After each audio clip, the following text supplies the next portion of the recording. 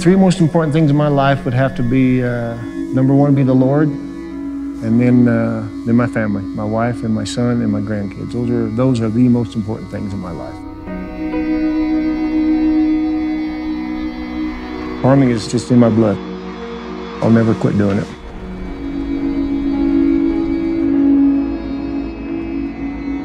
I want a generational farm that can be passed down to my family. Having them to have something to look at and really be proud of when they grow up.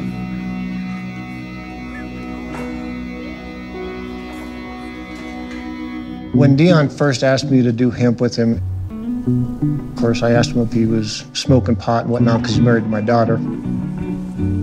Yeah, the other farmers around this area were really like, what are you guys doing, growing marijuana in the middle of your field? I mean, the plants themselves look identical. As a farmer, you're always looking for sometimes that little niche that might get you that little extra dollar here or there.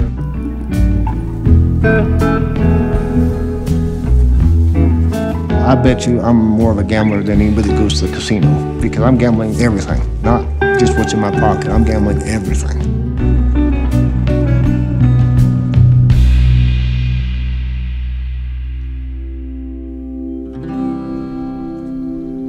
Hemp has been a critical economic crop globally for 6 millennia. Somehow we just got off track in the United States and we just have a better part of a century where there's this gap. A scientific gap, a production gap, an infrastructure gap. We import billions of dollars in hemp. It is a multi-billion-dollar industry for everybody but us right now. When I got into hemp, I had a lot of people ask, what is my purpose? My biggest thing about hemp is the water savings. This San Luis Valley, we're getting to where water is getting to be, just like gold. Here they pay for water. They really have to be aware of their input costs on everything. They need hemp to help raise up their revenues per acre so they can stay viable. Places like the San Luis Valley that are watertight and looking at a pretty tough future in terms of water, we risk not just losing farmers, but all the other local businesses related to agriculture. We don't want these communities to dry up and people to leave. And that's why this industrial hemp is such an important crop. There's so much potential in hemp, and it's been so misunderstood. And it just seems at a fundamental level, there's a lot of miseducation, there's a lot of emotion involved, and who gets emotional about corn?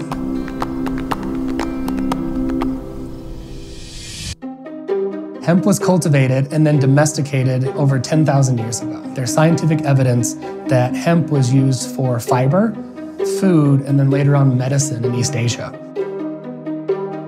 As we colonized America in 1616, there's evidence that Jamestown, they were cultivating hemp in that first American settlement. Then you get into the early 1900s, and then for a lot of reasons, hemp kind of went underground. One of the big reasons is that 1937 Marijuana Tax Act, which put taxes on marijuana production, and that somehow got hemp lumped in as well. And then it finally went completely illegal under Nixon's 1970s Controlled Substances Act. The 2018 Farm Bill allowed every state to create a plan and put the framework in place and started the regulations around federal hemp production. With that 50-year gap in production, we have a lot of catch up to do. Is it the savior of all agriculture and humanity? That's a big ask. Hemp is a huge step in the right direction. So let's go 120 on this 60, and then on that other 60 we can drop it down to 100 or whatever your other thoughts are. 90. And then go up to 60. Okay. So we've got enough seed to do it all at 92.5 pounds.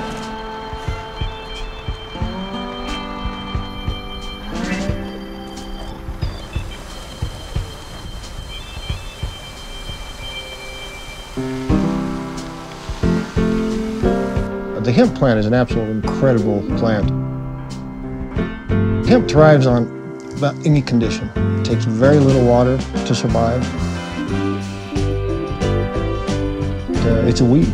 It grows anywhere, pretty much anyhow.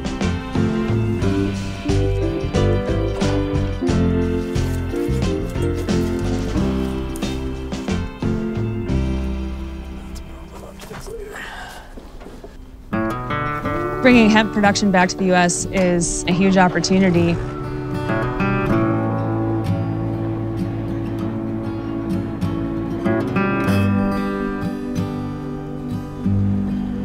We can build with hemp fiber, for example, a supply chain that starts with U.S. farmers, Colorado farmers, growing hemp. And that ends up in a customer's closet with their favorite pair of overalls they've ever owned. What role can hemp textiles play in America? I don't even know where to start. Replacing cotton would be the first thing. Hemp uses less water, less pesticides, and is overall better for the environment. In my 3 years of growing it, I've never seen a need to spray anything. It can also be regenerative. We've actually shown through research at CSU that you can grow hemp no-till as well. We know that tillage in agriculture is one of the biggest causes of climate change alongside animal production. And those are two things that hemp could easily be solutions for. One of the nicknames for hemp is the crop of thousands of uses because it can be used for food and fiber and medicinal compounds that we're just starting to learn about. Let's feed people, let's clothe people, and let's have better living through chemistry. What's exciting now with the legalization of hemp in 2018 is we can play catch up. And Americans are innovators. Hemp is risky no matter what you do, whether it's cannabinoid farming or even fiber farming. We grew so much hemp for CBD in 2019 that prices tanked. It's really time now to start exploring all the other potential uses. Between farmers, farm mechanics, we're such an ingenious bunch. But it's such a risky deal with the bureaucracy, the regulations, the difficulties, how it's different from state to state. The Colorado Department of Agriculture has this definition of industrial hemp, that any cannabis sativa plant must test below 0.3% THC on a dry weight basis. The reality is, you would have to smoke like 100 hemp cigarettes to even feel an effect, and you would be sick by the end of it.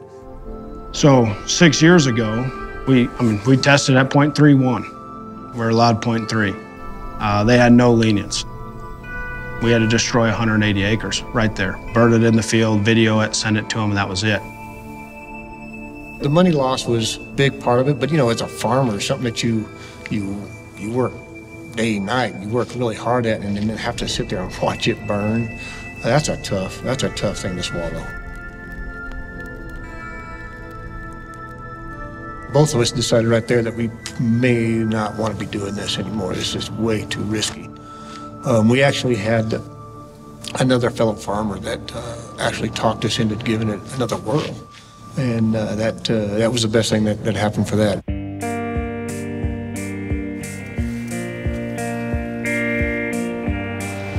The future of hemp is getting up to speed. Our farm equipment hasn't caught up. Our infrastructure hasn't caught up. There's just not enough people in the space. Somebody comes and says they know everything in hemp right now, I'd be scared. Because boy, we learn every single day in this business.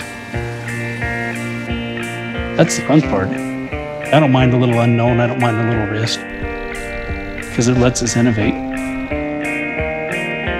We want farmers to make money. Bottom line, we want these farms to be successful. It's just such a neat plant that you can do so much with. It's kind of a shame that we lost 80 years. Imagine where we'd be. My name is Ding, and I'm from Hemp4Tex, and I started my hemp career since 1994. Ding's had a vision for hemp, I think, for many, many years. He sees a vision in the U.S. That maybe we don't even see right now. I'm here really looking forward to working with the U.S. growers. Since it's a global market now, and I think you guys grow the really great cotton. There's no reason you can't grow a great hemp.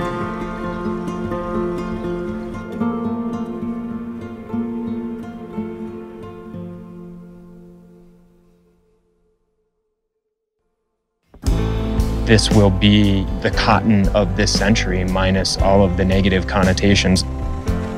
This new crop will be something that created economic prosperity for Colorado's farmers. In the crazy state of the world today, in the middle of a pandemic, that there are things that are just good. It's nice to have that positivity in a world like today.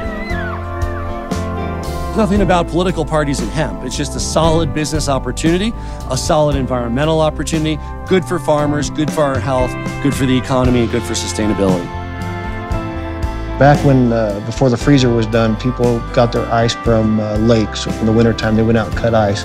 Well, when that freezer was invented, it put all those ice people out of work. Well, the way I look at it is, ice people should have changed their way of thinking. They should have got into making freezers or whatnot. The money that our farmers can be making right here, U.S. dollars, U.S. made, that's where it needs to be. It's going to be huge for the United States because we can grow it.